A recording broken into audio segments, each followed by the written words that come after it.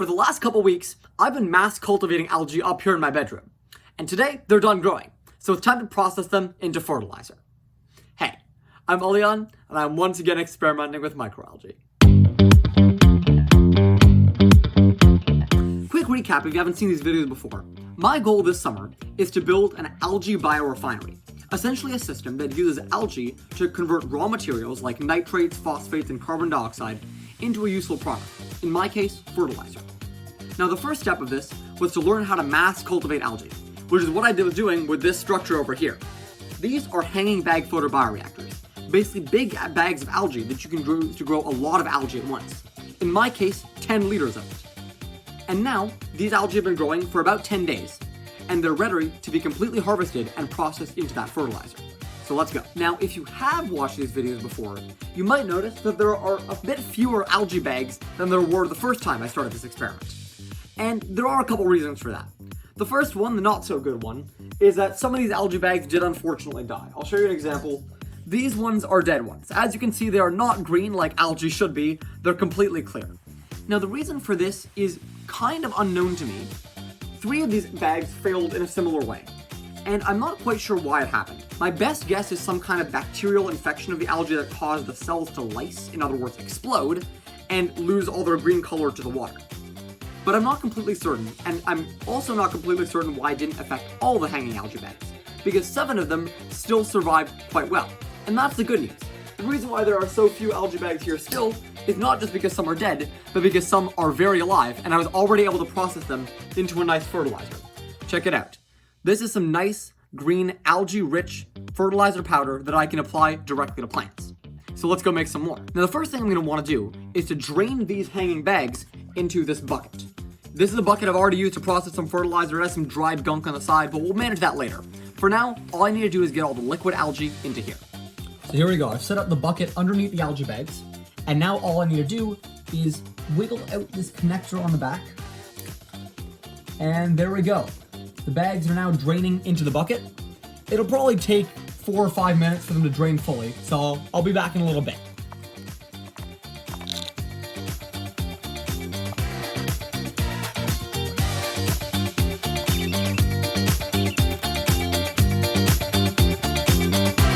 Alright, here we go. A whole bucket full of algae. Now, these algae are pretty green, but honestly they're not as green as they could be. And that's because still a lot of the algae is stuck inside the bag, along the walls of the bag over here. So what I'm going to do is essentially flush it out with water using one of my pipettes.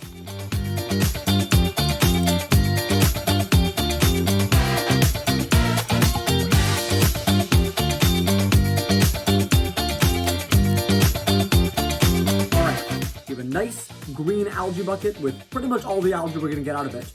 Now the next step is to dry the heck out of this. We need to get rid of basically all the water that's in here so we can get the nice dry fertilizer powder that I have in this bucket here. So that means I'm going to have to put in my food dehydrator, which is down in my basement lab. So let's head down there. Alright, so the algae are now inside the food dehydrator. That big fan in the back combined with some heating will evaporate all the water out of this big bucket. Now, I'm going to leave it for around 18 hours. I'm going to increase the time. And I'm going to put it at a temperature of 150 Fahrenheit. And then I can just hit start. Well, close the door first, and then hit start. And there we go. The algae are now being dehydrated. All right, and we're back. So it's been about 18 hours. Actually, it's been closer to 24 hours now. But as you might be able to see right now, everything is dry. All the water is gone. So I'm gonna pull this out of the dehydrator so you can get a closer look. What we've got here is nice dry algae that I can scrape off the bottom here and then use as a fertilizer. So let's go do that.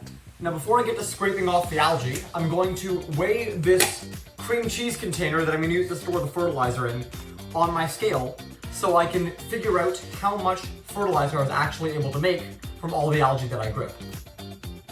So I've tiered the scale, and now, well, I can get to scraping. I've got 2 whole buckets of algae to scrape off all the little fertilizer from, so I'm going to get to work on that.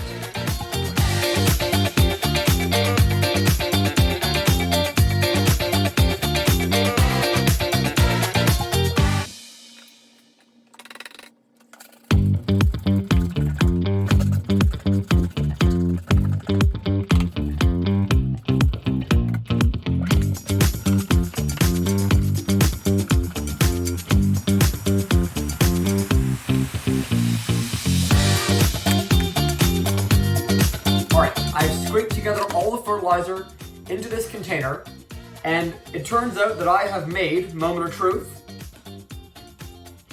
4.16 grams of algae fertilizer. Now the question you're probably asking is that a lot of fertilizer? And to be honest, I don't really know. One thing I can say is that the algae fertilizer here is very potent. It has a lot of nutrients packed into a very small amount of mass. And that means that you could probably take only a few milligrams of this, mix it into some water, and use that to feed your plants for several days. But in terms of actual algae biomass, this isn't really a lot. Now, my calculations on this aren't perfect because some of my hanging bags died and started draining partway through. But assuming I did in fact grow 10 liters of algae, this would amount to 4.16 grams with 10 liters, which comes out to 0.416 grams per liter, which is well below even the most ubiquitous algae cultivation methods. They're usually around 1 gram per liter. So there's definitely improvements to be made. One of the biggest improvements is actually getting all my hanging bags to work. I talked about it at the beginning, 3 of my hanging bags died due to some kind of contamination. They turned completely clear. So at best, really, I only grew 7 liters of algae. And even then, a lot of those weren't really full up to the full 1 liter mark. So if I had to guess, I probably cultivated something around 5-ish liters of algae, which does bring my biomass amounts up to quite a bit more, around 0.8 grams per liter, but still not up to cultivation standards. I have lots of other ideas for improvements, mainly around the aeration and how lighting is managed, and those are all things I'm going to implement in my next version of this, where I'm hopefully going to be doubling the amount of algae I'm growing at a time from 10 liters to 20 liters.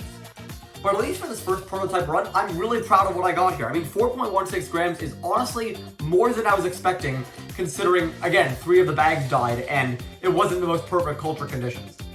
At least knowing that I can really get a solid amount of algae fertilizer out of this does motivate me to keep going. So I'm going to be continuing to build this out over the next month or 2. But that's it. Version 1 is done. And if you want to see me continue to build out versions 2, 3, and beyond, well, make sure to subscribe on YouTube, follow on LinkedIn, and as always, I'll see you in the next one.